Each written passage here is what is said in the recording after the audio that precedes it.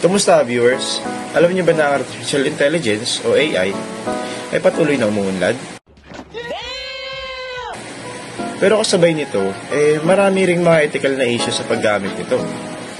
So ano nga ba mga epekto nito sa ating buhay? At paano natin masisiguro na ginagamit natin ang teknolohiya ng tama?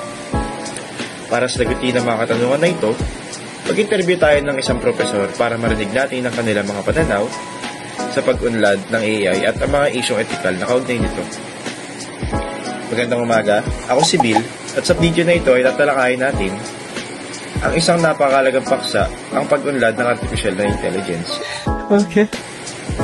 At ethical na mga issue sa paggamit ito. Pero bago ko ipaliwanag ang lahat, mag-interview muna tayo nga na ilang mga estudyante o huwag na pala estudyante, profesor, para mas marinig din natin ang kanilang mga opinion tungkol sa mga issue ito. Kaya't samahan niyo ako ng mahanap ng pwedeng ma-interview. Tara! Good afternoon, Ma'am CB. So, magkakontak lang po tayo ng mga ilang questions regarding sa AI or sa artificial intelligence at saka sa mga issue na naharap nito.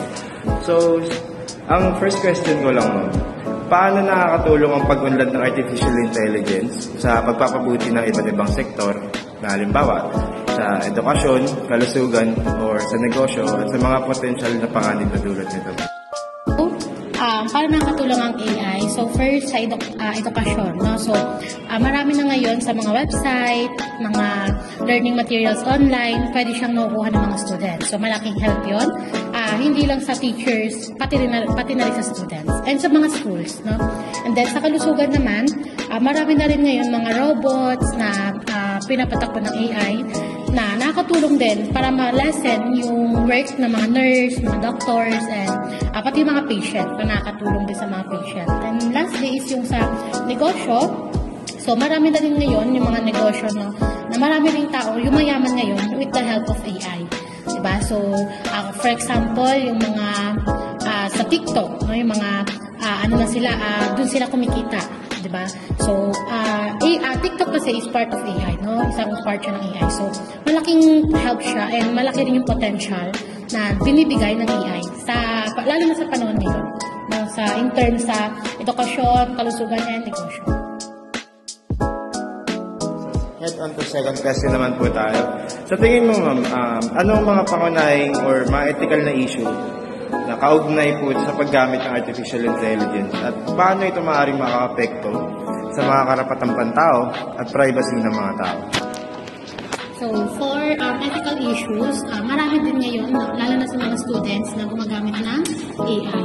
So, karamihan kasi sa students, hindi pa masyadong maalam in terms sa paggamit ng computer. No? So, marami kasi sa website ngayon, sa mga websites ganyan, maraming mga fraud, mga nanloloko, ganyan. No? So, maraming students na minsan nabibiktima and parang nag-leak yung kanilang privacy. Pag nagka-click sila ng mga link, ganyan, nag-open ng kung ano ng website. So, possible na yung mga, yung privacy and yung karapatang pantao nila is napapahamak with the use of AI. So, ayun sa last part na question naman natin at sa panghuli. Sa tingin mo, Ma'am, paano natin dapat tugunan ng mga gobyerno at mga organisasyon ang mga isyong ethical sa pag-develop at sa pag-implementa ng AI upang matiyak na ang teknolohiyang ito ay magagamit ng makatarong at mga tao? Okay, so for isyong ethical na para maiwasan siya, ang magandang gawin ng government is to strengthen yung security ng mga website, no? And for example, sa students din, kailangan nililesen yung paggamit ng AI. For me, parang kailangan i-start siya sa schools. Ayan, so turuan yung mga student on how to use AI. So, para by that, no, yung mga students kasi mostly yung gumagamit ng AI. So, by that, yung pagturo sa kanila ng magandang paggamit or pakayos sa paggamit, malilesen yung problema or yung mga ethical issues regarding sa paggamit ng AI.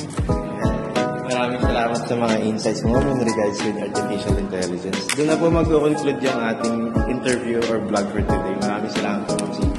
Thank you po. So may natutunan ka na ba? Mula sa mga pahayag ng isang dalubhasa at profesor sa linya ng Artificial Intelligence? Kung meron, mag-comment lamang, i-like ang video, at mag-subscribe ka na rin sa channel. Malay mo sa susunod, may mga iba pa tayong pag-usapan na talakayin, makakatulong para sa inyo. Yun lamang po. Peace out.